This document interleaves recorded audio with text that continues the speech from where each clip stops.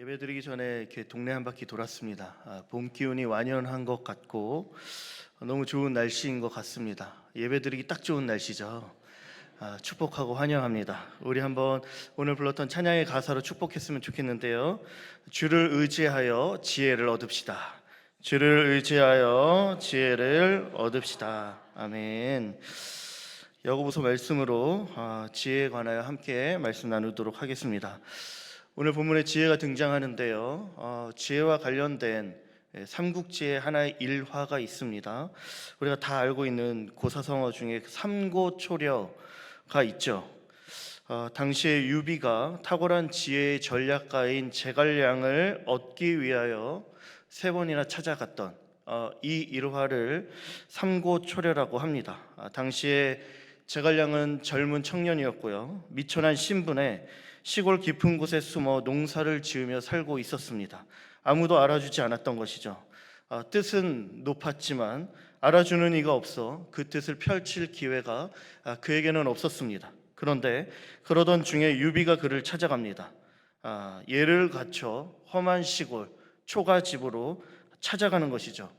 2번 찾아가지만 2번 다 그를 만나지 못한 채 허탕을 치고 맙니다. 그러나 포기하지 않고 또 한 번 찾아가고 마침내 제갈량을 만나며 함께 난세의 영웅을 꿈꾸게 되는 것이죠. 이렇게 초가집 제갈량을 3번이나 찾아간 것을 비유해 삼고초려, 유능한 재능 있는 인재를 얻기 위해 정성을 다한다 라고 할 때 쓰여지는 표현입니다. 아무 별 볼 일 없었던 제갈량을 포기하지 않고 끈기 있게 유비가 찾아갔던 것이죠. 전쟁을 치르기 위해, 또한 나라를 세우기 위해 장수들을 모으거나 무기를 준비하며 군사력 증강에만 치우쳤던 것이 아니라 전쟁을 치르기 위한 머리가 될 수 있는 전략과 지혜를 구하는 것에 우선순위를 두었던 것입니다. 탁월한 전략과 지혜로 우리가 알 듯 제갈량은 유비를 도와 나라를 세우는 일에 큰 힘이 되어줬던 것이죠. 이렇게 둘의 만남의 때에 유비는 47, 제갈량은 27이었다라고 합니다. 나이가 많았던 유비였음에도 불구하고 나이 적은 제갈량을 정성껏 3번이나 찾아갔고 무릎을 꿇으며 도움을 청하였던 것이죠. 제갈량은 훗날 이 모습을 기억하면서 나이 어렸던 나에게, 비천한 신분이었던 나에게 아무런 개의치 않으시고 몸을 낮추어 3번씩이나 찾아왔던 그때의 그 일을 잊을 수 없었다라고 말하는 것입니다. 지혜를 얻기 위해 삼고초려를 마다하지 않은 유비의 모습을 우리는 볼 수 있는 것이죠. 성경 속 인물 중에서도 지혜가 탁월한 사람이 등장합니다. 우리가 잘 아는 솔로몬 왕이죠. 그의 지혜가 그야말로 온 세상을 뒤덮습니다. 탁월하죠. 많은 사람들이 그 지혜의 아름다움을 보기 위하여 그에게 찾아오고 그 소식이 널리 전파되어지는데 마태복음에 예수님께서 비유로 이렇게 얘기를 하십니다. 남방 여왕이 일어나 이 세대 사람을 정죄하리니 이는 그가 솔로몬의 지혜로운 말을 들으려고 땅끝에서 왔음이거니와. 솔로몬의 지혜를 얻기 위하여, 듣기 위하여, 보기 위하여 남방 끝의 여왕이 찾아올 정도였다라고 말을 합니다. 탁월한 지혜가 그에게 있었다라는 것이죠. 이러한 지혜가 과연 어떻게 솔로몬에게서 생겨날 수 있었던 것일까요? 왜냐하면 그가 지혜를 중히 여겼고 하나님께 지혜를 구했기 때문입니다. 왕이 되면서 하나님께 구했던 한 가지가 있었던 것이죠. 열왕기상 3장 9절 말씀에 보면 그가 하나님에게 듣는 마음을 구합니다. 누가 주의 이 많은 백성을 재판할 수 있사오리이까 듣는 마음을 종에게 주옵소서. 그리하여 송사를 분별할 때 선악을 알게 하는 이러한 지혜를 나에게 달라 하나님께 요청했던 것이죠. 듣는 마음을 구하는 솔로몬을 향하여 하나님께서는 이것이 바로 지혜였다라고 평가를 하십니다. 열왕기상 3장 11절 말씀에 그가 내게 이르되 자기를 위하여 장수하기를 구하지 아니하였고 부도 구하지 아니하였으며 자기 원수의 생명을 멸하기도 구하지 아니하고 송사를 듣고 분별하는 지혜를 구했다라고 말을 하며 그 요청한 것을 귀하게 여겼고 그에게 지혜를 주십니다. 그 지혜를 받은 솔로몬은 지혜롭게 백성들의 문제들을 해결해 나가는 것이죠. 그 지혜에 많은 사람들이 감탄하며 찬송하고 이 지혜로움에 통달하며 가장 지혜로운 인물이라고 지금까지도 평가받고 있는 것이죠. 그 지혜로움으로 말미암아 이스라엘이 부강해졌고 최고의 영광을 경험하게 됩니다. 이렇듯 지혜는 세상에서도 성경 안에서도 너무나도 중요한 가치를 지니고 있다라는 것이죠. 인생에 있어서 없어서도 되는 그것이 아니라 반드시 우리가 지혜를 얻어야 하고 소유해야 하며 지혜에 대한 간절한 간구함이 우리 안에 있어야 한다라는 것입니다. 성경 말씀에서 지혜의 중요성을 언급하며 지혜를 구해라 우리에게 요청합니다. 지혜와 명철을 얻기 위해서라면 내 모든 소유를 팔아 지혜를 얻어야 한다라고 말하는 것이죠. 잠언 4장 7절 말씀에 보면 지혜가 제일이니 지혜를 얻으라. 내가 얻은 모든 것을 가지고 명철을 얻을지니라. 지혜가 제일이니 그 무엇과도 비교할 수 없는 가장 좋은 그것을 위하여 내 모든 것들을 들여 그 지혜를 얻으라 말씀하고 있다라는 것입니다. 지혜야말로 우리의 삶을 아름답게 빛나게 해줄 가치 있는 것이다 말하고 있는 것이죠. 그렇다면 우리는 어떻게 지혜로운 삶을 살아갈 수 있을까요? 지혜로움을 향하여 우리는 어떻게 한 걸음 한 걸음 더 나아갈 수 있는 것일까요? 오늘 본문 말씀에서 두 가지를 우리 가운데 알려줍니다. 첫 번째로는요, 의심이 아니라 믿음으로 지혜를 구해야 한다라는 것입니다. 오늘 말씀에서 지혜를 얻기 위해 우리가 해야 할 중요한 전제 조건 한 가지가 있다라고 말하면서 그것은 바로 힘써 지혜를 구해야 한다라는 것입니다. 5절 말씀에 보면 너희 중에 누구든지 지혜가 부족하거든, 지혜가 부족하게 되는 그 순간이 온다라고 말하고 있는 것이죠. 삶을 살아갈 때 지혜가 부족함을 경험하게 됩니다.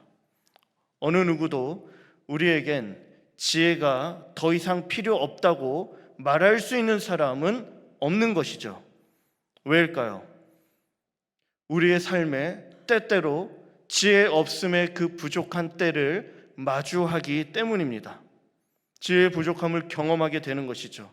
그 순간이 늘 항상 찾아오게 된다라는 것입니다. 야고보서는 우리의 인생 가운데 수많은 시련과 시험의 때를 경험하게 된다라고 말해주고 있는 것이죠. 여러 가지 시험을 당할 것이요 믿음의 시련이 우리의 삶에 놓인다라고 말하고 있습니다. 이러한 시련 앞에서, 마주한 그 시험 앞에서 우리에게 필요한 것은 바로 지혜라는 것입니다. 지혜로움으로 우리는 시련 속에서 인내하게 되어지고 그 인내를 통해 마침내 온전함에 이르는 삶을 살 수 있다라는 것이죠. 그런데 유독 이 시련이 찾아올 때마다 우리의 모습을 돌아보면 우리 안에 지혜가 부족하다라는 것을 발견하게 된다라는 것이죠. 지혜가 부족한 우리가 어떻게 이 시련을 감당할 수 있을까 하며 막막해 한다라는 것입니다. 시련의 순간, 시험이 찾아오는 이 고난 앞에서 우리 안에서 그 지혜를 어떻게든 짜보려고 하고 어떻게 해서든 그 지혜를 찾아보려고 하지만 결국에 내 안에 지혜가 부족하고 지혜로움이 없다라는 것을 발견하게 되는 것이죠. 사실 우리는 지혜를 만들어낼 수 없습니다. 오직 지혜의 원천 되시는 하나님께서 우리에게 지혜를 공급해 주실 때에만 비로소 우리가 지혜를 얻을 수 있는 것이죠. 잠언 2장 6절과 7절 말씀에서 이렇게 말씀합니다. 대저 여호와는 지혜를 주시며 지식과 명철을 그 입에서 내심이며 그는 정직한 자를 위하여 완전한 지혜를 예비하시며 행실이 온전한 자에게 방패가 되시나니. 하나님께서 지혜를 준비해 주셔서 그 지혜를 공급해 주신다 말씀하고 있는 것이죠. 그러니 지혜가 부족한 우리의 삶의 모습을 발견하게 될 때 우리는 지혜의 원천 되시는, 우리에게 지혜를 공급해 주시는 하나님께 지혜를 간구해야 한다라는 거예요. 힘써 구해야 한다라는 것이죠. 특별히 시련의 순간, 지혜 없음의 부족함을 마주하여서 이 문제를 어떻게 해결할지 모르는 그때, 그 순간에는 더욱 우리는 힘써 지혜를 구해야 한다라는 것입니다. 그런데 너무나도 감사한 것은 지혜를 구하는 그 대상 되시는 하나님께서는 우리에게 지혜 주시기를 기뻐하신다라는 것이죠. 지혜를 주시되 후히 주시기를 원하시는 것이 바로 하나님의 마음이다라는 것입니다. 다시 한번 5절 말씀을 보면 모든 사람에게 후히 주시고 꾸짖지 아니하시는 하나님께 구하라 그리하면 주시리라. 우리에게 주신 하나님의 약속인 것이죠. 후히 주시고 꾸짖지 아니하시겠다 하시는 하나님의 인격과 성품을 우리 가운데 드러내 보이시며 내가 너에게 반드시 약속대로 너희가 구하면 지혜를 줄 것이다 라고 말씀해 주고 있다라는 것입니다. 반드시 우리의 간구에 응답하시겠다 하시는 그 하나님, 후히 주신다 하시는 그 하나님의 모습을 묘사하며 우리 가운데 그러니 지혜를 구하라 말씀하고 있습니다. 후히 주신다는 표현은 과연 어떤 표현일까요? 그 표현은 오로지 집중해서 온 마음을 다해서 라는 의미가 담겨 있습니다. 마치 지혜를 구하는 우리의 간구에 하나님께서는 다른 일은 없는 것처럼 우리의 간구를 들어주시기에 오직 그 간구에만, 그 일에만 몰두하신다라는 표현인 것이죠. 오로지 집중해서 온 마음을 다해 너희가 내게 대하여 지혜를 구한다라면 내가 온전히 그 일에 집중하여 너에게 후히 넘치도록 지혜를 주리라 라는 하나님의 약속인 것입니다. 그러니 우리는 후히 주시는 그 지혜를 우리 가운데 허락해 주시길 기뻐하시는 하나님을 바라보며 의심이 아니라 믿음으로 지혜를 구할 수 있어야 한다라는 것입니다. 그러나 너무 안타까운 것은 우리가 믿음으로 구하지 못할 때가 많습니다. 지혜를 구하긴 구하되 믿음이 결여된 의심으로 구하는 간구가 많이 생겨나는 것이죠.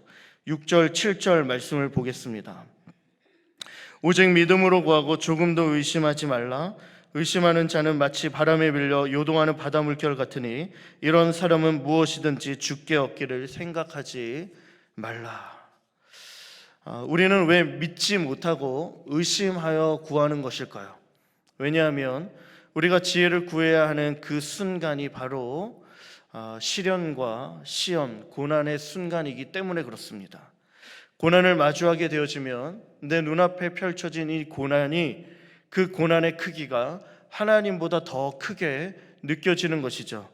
다시 말해 이 순간에 하나님이 함께 하신들 무슨 소용이 있냐라고, 하나님도 지금 이 고난의 터널에서 나를 꺼내줄 수 없을 거야, 그렇게 여기기 시작하는 겁니다. 하나님으로는 충분하지 않다라고 여기며 하나님을 의심하기 시작하는 것이죠. 의심하는 우리의 모습을 잘 설명해 주는 한 가지 예화가 있습니다. 말씀 가운데 찾아봤는데요, 한 사람이 험한 산을 등산하다가 미끄러져서 낭떠러지에 떨어지는 것이죠. 낭떠러지에 떨어졌는데 다행히 그래도 그가 본능적으로 손을 뻗어 절벽에 뿌리내린 나뭇가지 하나를 붙잡게 됩니다. 나뭇가지를 하나 붙잡고 매달리는 것이죠. 위를 쳐다보니 까마득한 정상에 구름만이 감돌고 밑은 낭떠러지입니다. 위를 쳐다보면서 안간힘을 쓰며 소리 지르는 것이죠. 도와주세요, 도와주세요. 왜 아무도 없습니까? 라며 소리 지르기 시작합니다. 한참 동안 아무 소리가 들리지 않더니 구름 사이로 세미한 음성이 들려오는 것이죠. 어떤 음성이었을까요? 두려워하지 말라. 물어봅니다. 당신은 누굽니까? 나를 빨리 도와주십시오. 구름 사이로 다시 한번 음성이 들려옵니다. 나는 너가 믿고 있는 하나님이다. 너는 나를 믿고 잡고 있는 그 나뭇가지를 놓아라. 그리하면 살 거야. 그 사람에게 있어서 잡고 있는 나뭇가지는 어떤 거였죠? 생명줄과 같은 겁니다. 놓아버리면 낭떠러지로 떨어져 버리는 거예요. 그런데 들려오는 음성은 무엇입니까? 내가 믿고 있는 하나님이다. 지금 잡고 있는 그 나뭇가지에서 손을 놓아라. 그리하면 살리라. 어땠을까요? 과연 순종할 수 있었을까요? 그 음성에 순종할 수 없었습니다. 그러면서 그가 다시 외치는 것이죠. 하늘을 바라보며 위를 바라보며 다시 소리지는 것이죠. 그 위에 다른 분 없습니까? 우스갯소리일 수 있으나 믿음 없이 의심하는 우리의 모습을 잘 표현해 줄 수 있다 여겨집니다. 우리는 우리의 생각으로 하나님을 제한하는 것이죠. 하나님을 신뢰하지 못한 채 의심하며 기도할 때가 많다라는 것입니다. 그렇게 우리는 얼마나 하나님을 내 삶에 인정하고 있는가, 내가 과연 하나님을 얼마만큼 신뢰하고 있는가를 돌아봐야 하는 것입니다. 그저 하나님을 지식적으로만, 그 지식적인 아는 차원에만 머무는 것이 아니라 실제가 되어 내 삶의 영역에서 나는 과연 얼마만큼 하나님을 믿고 온전히 따르고 있는지를 확인해 볼 수 있어야 한다라는 것이죠. 물론 고난 속에서 하나님을 의지하고 신뢰하는 것이 결코 쉽지만은 않습니다. 이해할 수 없는 고통으로 말미암아 원망과 불평이 터져나오고 고통스러운 것이죠. 그러나 만일 우리가 의심으로 구하면, 그래서 하나님께서 주시고자 하시는 하나님의 지혜를 얻을 수 없다라면 결국엔 그 시련과 고난을 우리가 통과할 수 없다라는 것이죠. 결국에 인내하지 못하고 중간에 멈춰버릴 수밖에 없다라는 것입니다.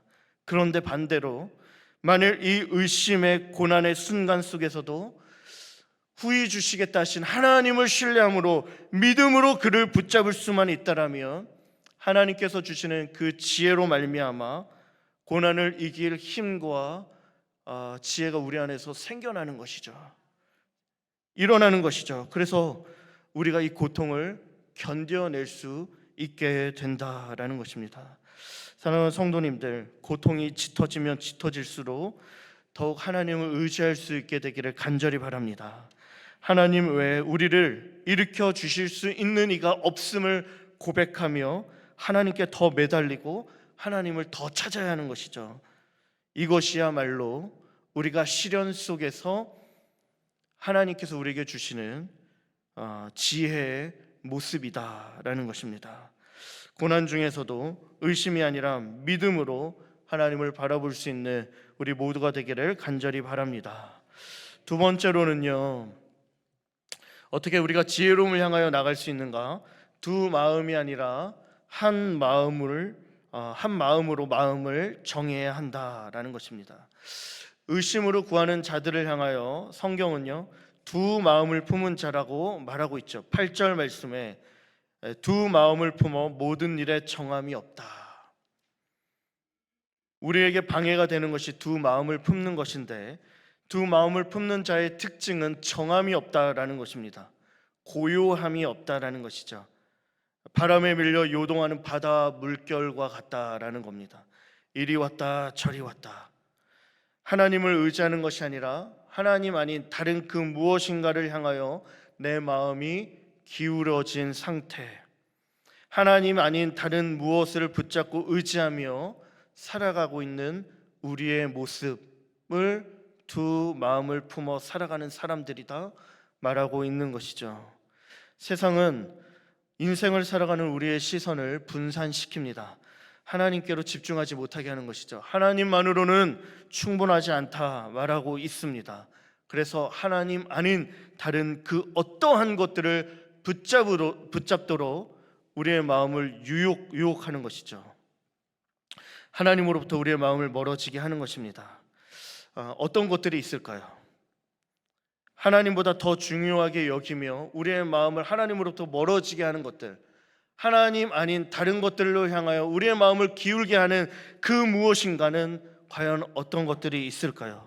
성도님들, 어떤 것들이 계십니까? 보편적으로 우리의 마음을 갈라지게 하는 것들이 세상의 가치인 것이죠. 눈에 보이는 것들, 대표적인 것이 바로 재물인 것입니다. 마태복음 6장 24절 말씀에 한 사람이 두 주인을 섬기지 못할 것이니 혹 이를 미워하고 저를 사랑하거나 혹 이를 중히 여기고 저를 경히 여김이라 너희가 하나님과 재물을 겸하여 섬기지 못하느니라. 세상을 살아가면서 우리는 이 땅의 가치를 무시할 수 없습니다. 그렇게 살아갈 수 없는 것이죠. 그렇기 때문에 우리가 이 땅을 살아갈 때 때로는 이 땅의 것들에 우리의 마음을 빼앗기지 않고 하나님만 바라보며 살아가는 것 또한 쉽지가 않다라는 것이죠. 그런데요, 그러한 세상 속에서 살아가고 있기 때문에 하나님만, 그러한 세상 속에서 세상의 가치를 바라보지 않고 하나님만 바라보며 살아가는 것이야말로 오히려 역설적으로 정말 탁월한 지혜일 수 있다라는 것입니다. 세상 속에서 살아가면서 이 지혜를 가지는 것이 매우 어려운 것이죠. 제가 미국에서 돌아와서 아내를 만나 이제 결혼할 때였는데, 결혼 준비에 있어서 가장 어려운 것이 무엇이었습니까? 저는 신혼집 마련이었습니다. 집은 많은데 도무지 내 집은 왜 없는 거지? 하며 아파트 바라보면서 그런 생각을 한두 번 한 것이 아니에요. 공부 마치고 들어왔기 때문에 가진 것이라고는 얼마 없었습니다. 고작 1, 2년 모아둔 적금, 교회에서 지원해주는 사택 지원비, 그리고 얼마 정도 대출 받아야겠구나 라는 생각을 했던 것이죠. 그래서 제가 책정해 놓은 그 예산 안에서 집을 찾아보기 시작했습니다. 당시에 제가 사역했던 곳이 천당 밑에 분당이라고 꽤나 땅값이 센 지역이었습니다. 책정한 예산이 넉넉하지 않았기 때문에 갈 때마다 마음에 드는 집을 찾아보기가 어려웠던 것이죠. 한숨 짓고 아파트를 바라보면서 내 집은 없네 라는 것입니다. 한숨이었습니다. 사랑하는 성도님들, 이런 거예요. 사실 가지지 못하고 부족함이 지속되면 어떻습니까?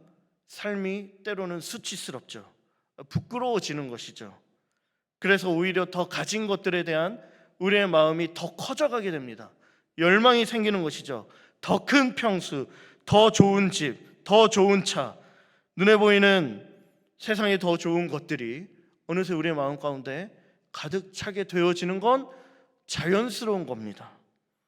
하나님보다 우리의 마음을 사로잡고 우리의 마음으로 하여금 하나님께로 나아가지 못하도록 방해하는 것이죠. 우리 안에 있는 욕심과 정욕이 끊임없이 하나님보다 세상의 것들로 채우라고 아우성치는 것입니다. 그런데 이 순간 우리에게 필요한 지혜는 무엇일까요? 그것은요, 이렇게 두 마음으로 갈라지는 것을 얼른 다시 한 마음으로 모아 하나님께로 고정하는 작업인 것입니다. 오늘 본문에서는요, 하나님께로 마음을 고정하는 이 지혜의 샘플로 9절부터 낮은 형제와 부한 자가 등장합니다. 9절 말씀에 낮은 형제는 자기의 높음을 자랑하고 10절 부한 자는 자기의 낮아짐을 자랑할지니 이는 그가 풀의 꽃과 같이 지나감이라. 낮은 형제와 부한 자가 등장하죠. 이 둘은요, 철저하게 상반된 사람들입니다. 대조되는 사람들입니다. 과연 어떠한 사람인지, 그리고 과연 우리는 어떠한 사람의 삶을 선택해야 하는지를 우리 가운데 대조적으로 설명하면서 가르쳐 주는 것이죠. 이 둘을 설명하기 위해 11절 말씀 우리 같이 한번 읽어볼까요? 해가 돋고 뜨거운 바람이 불어 꽃이 떨어져 그 모양의 아름다움이 없어지나니 부한 자도 그 행하는 일에 이와 같이 쇠잔하리라. 아멘. 이 11절의 말씀은 이사야서 40장 6절, 7절, 8절의 말씀을 인용한 말씀입니다. 이사야서의 말씀을 한번 띄워주시면 이런 말씀이 있죠. 말하는 자의 소리여 이르되 외치라. 대답하되 내가 무엇이라 외치리까 하니 이르되 모든 육체는 풀이요 그의 모든 아름다움은 들의 꽃과 같다 하며 이 풀은 마르고 꽃은 시듬은 여호와의 기운이 그 위에 불미라. 이 백성은 실로 풀이로다. 풀은 마르고 꽃은 시드나 우리 하나님의 말씀은 영원히 서리라. 무엇을 말하는 것일까요? 풀은 어느 때의 순간엔 마르게 된다는 것이죠. 그 아름다웠던 꽃도 시들게 된다는 거예요. 결국엔 영원하지 않다라는 것입니다. 당시 이사야서 40장의 말씀은 바벨론의 멸망을 암시하는 말씀입니다. 당시에 영원할 것만 같고 화려해 보이는 것, 대단해 보였던 바벨론이라 할지라도 그 바벨론은 결국에 풀과 꽃과 같이 시들어가며 영원하지 않을 것이다 라는 것이죠. 그러나 여호와를 경외하는 것, 여호와의 하나님의 말씀은 영원토록 시들지 않는 하나님의 말씀이 된다라는 것입니다. 다시 말해서 10절에 부한자가 등장하죠. 부한자는 자기의 낮아짐을 자랑할지니 이는 그가 풀의 꽃과 같이 지나감이로라. 부한자는 어떤 사람입니까? 화려함을 자랑 삼는 사람들인 거예요. 화려함을 바벨론과 같은 세상의 가치와 세상의 것들을 나의 것으로 여기며 그것을 자랑하며 그것을 힘으로 여기며 살아가는 사람들입니다.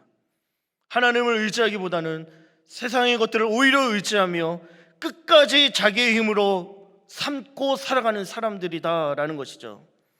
그러나 그런 자들을 향해 하나님께서는 결국에는 풀이 마르고 꽃이 떨어지듯 그것을 자랑 삼고 살아가는 사람들은 결국에는 망할 것이다 라고 말하는 거예요. 쇠잔해진다라는 것이죠. 그러니 그들은 자신의 낮아짐을 자랑해라 라며 경고하고 있는 겁니다. 반대로 낮은 형제가 등장하죠. 낮은 자라고 표현한 것은 기본적으로 가난하고 비천한 상태의 사람들입니다. 부한자들과 비교될 때 힘을 가지지 못한 사람이죠. 그러나 부한자들과 달리 이들은 비천함 속에서도 하나님을 주인된 삶을 살아간 사람들입니다. 이 땅에 영원하지 않은 것에 우리의 마음을 빼앗기지 않고 오직 주님 한 분만을 바라보며 살아갔던 사람들인 것이죠. 찬송가 438장에 높은 산이 거친들이 초막이나 궁궐이나 내 주 예수 모신 곳이 그 어디나 하늘나라. 주님이 우리와 함께 하시기 때문에 내가 가진 소유의 어떠함에 따라 내 마음의 상태가 바뀌어지는 것이 아니라 변하는 것이 아니라 오직 여호와 하나님 한 분이 나와 함께하여 주심으로 말미암아 내 주 예수 계신 곳이 그 어디나 하늘나라.